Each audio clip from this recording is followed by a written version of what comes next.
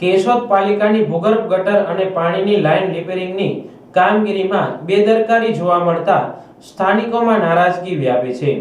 કેશોદ પાલિકા એક જ સોસાયટીમાં વારંવાર પાણી અને ભૂગર્ભ ગટર લીકેજ રિપેર કરવા ખોદકામ કરતા વાહન ચાલકો અને સોસાયટી રહીશો પરેશાન થતા હોય તેવા વર્ષ દરમિયાન 4 વખત વરવા દ્રશ્યો જોવા મળી રહ્યા છે। આ બાબતની યોગ્ય વ્યવસ્થા અંગે જાણ હોવા છતાં પાલિકા પગલાં ભરતી ન હોય સ્થાનિકોમાં રોષ જોવા મળી રહ્યો છે। આ અંગે મળતી વિગત મુજબ કેશોદ માંગરોળ રોડ પર આલાપ કોલોની તરફ વળતા રસ્તાની શરૂઆતમાં બરાબર વચ્ચોવચ પાણી અને ભૂગર્ભ ગટર પાઇપ લીકેજ કે જામ થતા પાલિકા રિપેર કામગીરી હાથ ધરે છે।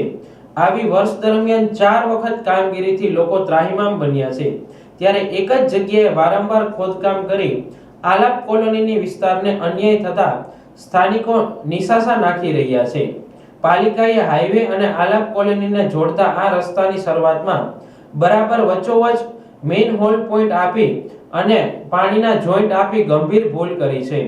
શહેરમાં ટ્રાફિક હોય તેવા સમયે ટૂંકો રસ્તો વેરાવળ રોડ તરફ જતો હોય ખાનગી વાહનો તેમજ સ્કૂલના વાહન ચાલકો માટે ખાસ ઉપયોગી છે।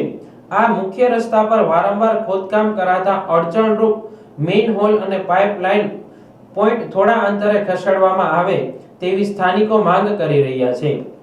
આ અંગે પાલિકા સાથે વાત કરતા તેમણે સામે કાંઠે જતી યુ આકારની આરસીસી પાઇપની અંદર પીવીસી પાઇપલાઇન નાખવામાં આવી હોય, વારંવાર લીકેજ થતા હોય, ફોલ્ટ મળતો ન હોય, કાયમી ઉકેલ માટે માંગરોળ રોડ આડો ખોદી નાખવામાં આવ્યો હતો અને ખુલ્લી અને સીધી રેખામાં નવી પાઇપલાઇનનો જોઈન્ટ અપાયો હોવાનું જાણવા મળ્યું હતું।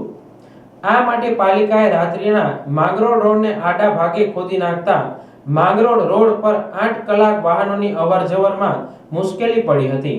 પાલિકા અધૂરું કામ ઝડપથી પૂર્ણ કરે તેવી સ્થાનિકો માંગ કરી રહ્યા છે।